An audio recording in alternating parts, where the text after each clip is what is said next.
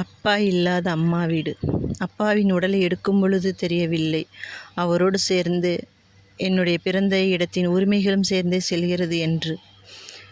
அதாவது அதுவரை என் அண்ணனை கேட்காமல் எதுவும் செய்ய மாட்டேன் என்று கூறிய என் அப்பாவின் உடன்பிறப்புகள் ஏனோ அண்ணியிடம் எந்த ஒரு தகவலையும் உடனே தெரிவிக்க மறந்துவிட்டார்கள். அவர்களுக்கு தெரியும் அண்ணன் எடுக்கும் ஒவ்வொரு முடிவிலும் அண்ணியின் ஆலோசனைகள் உண்டு என்று. ஆனாலும் ஏனோ இன்று கேட்க மனமில்லை.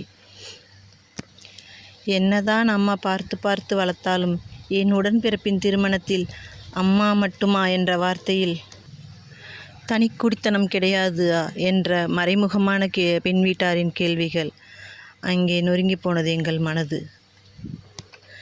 அம்மாவின் தோள் மீது அப்பாவின் கைகள் இருந்தால் இந்த கேள்விகள் வராதே என்று.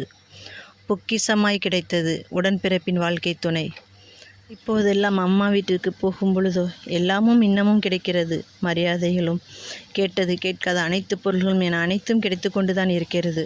ஆனாலும் ஏனோ அந்நியமாய் போனது அப்பா இல்லாத அம்மா வீடு.